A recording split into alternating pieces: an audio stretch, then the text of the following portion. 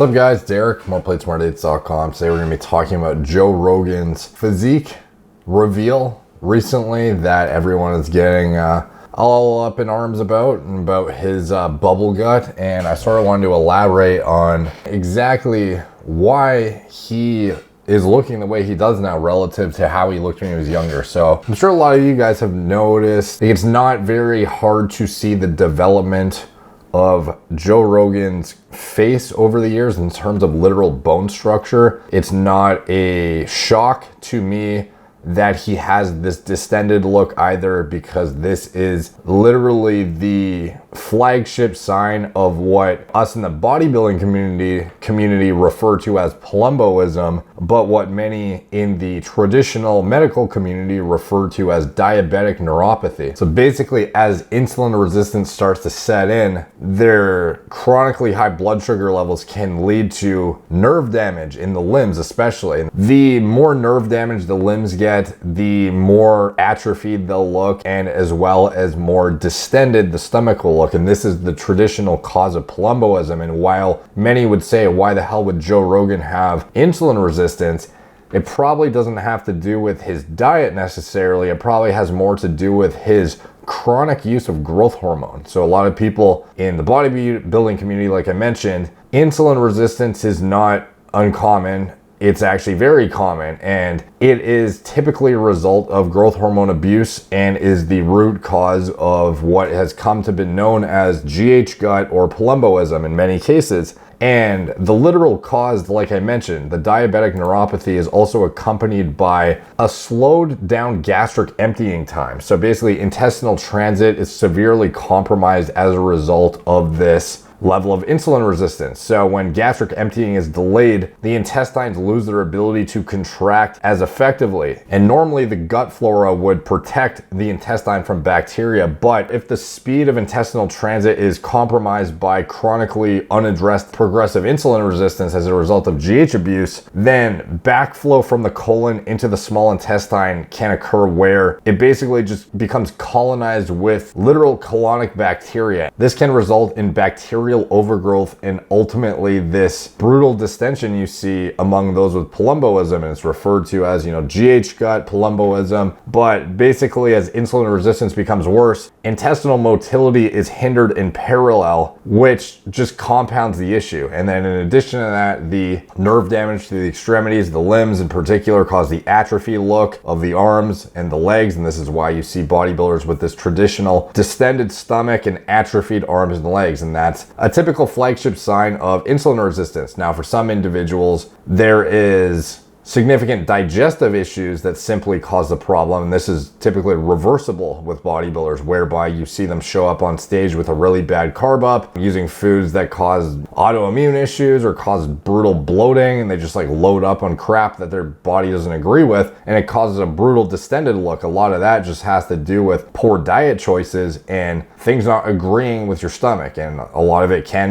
result in this very similar distended look. However, that's reversible simply via diet manipulation. Something like this with Joe Rogan, where it's a progressive development of flagship acromegaly look. Like, this is literally the kind of physique you would see somebody with Palumboism take on. This is not reversible. Like, you can see with the flagship bone growth in the face. Now, I'm not trying to say that it's bad or anything that this occurred. It's just, this is simply what happens with chronic GH abuse. And this is what you see, that traditional acromegaly look or Palumboism look. You have the continued progression of bone growth, collagen deposition, connective tissue growth. And this is all a result of chronic GH abuse. A lot of people think a therapeutic anti-aging dose of GH is 2 to 3 IUs. And that's often, abused for years by individuals who think that it's anti-aging. When in reality, if you actually look at your IGF-1 level in your blood work, you're walking around with the same IGF-1 level as an active acromegaly patient who's trying to actively crush their IGF-1 back into the reference range, because they're getting all these issues that I just detailed. So something more like a 0.5 IU to 1 IU per day would be more indicative of a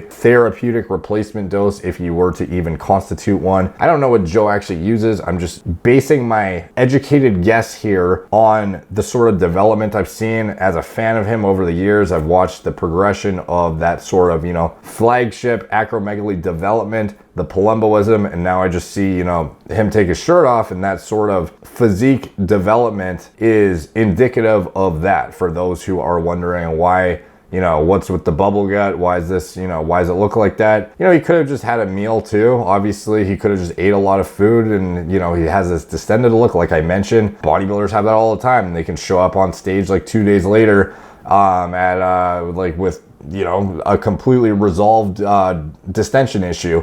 However, all the factors combine into one sort of lead me to believe that it's the result of his growth hormone use over the years that has developed this look, because he didn't always look like this. When I think of people who aren't bodybuilders, like just traditional mainstream guys who have been very public about their growth hormone use and have used it for a long period of time, he's actually one of the first people that comes to mind as somebody who you can actually see the effect that has had on them over the years and the development it's had on the bone, the connective tissue, potentially the gut distension with the diabetic neuropathy, potentially even atrophied limbs and the arms and the legs. I'm not really sure what his full physique looks like, but it does appear to be taking on more of that Palumboism-esque look than it has in the past. And all these things are just compounding to create that look. So that's what's causing it, in my opinion. That's my, take on it. Take from that what you will. Some of you guys have asked me about that, so I thought a insightful video would be warranted, because a lot of people who watch my channel do use GH, and I think a lot of times it is not justified for the risk to reward in terms of what you are actually getting by keeping your IGF-1 levels in super-physiological territory year round. A lot of people think it's the side effect free drug that can be, I gotta cycle off gear because it's gonna give me cardiovascular disease, but GH I can stay on all the time. There's a reason why patients with active acromegaly are actively trying to crush their IGF-1 levels. It's arguably just as bad in a cardiovascular context, and as well in an insulin resistance context, it's far worse. And then just, a development of your physique that's unfavorable for long-term abuse, it's also not favorable. So take from that what you will, like I said. Thank you guys for watching. Please like, subscribe, check out my blog, moreplatesmoredates.com. Follow me on Instagram at moreplates_moredates, Facebook, Snapchat, Twitter, etc. Talk to you guys soon.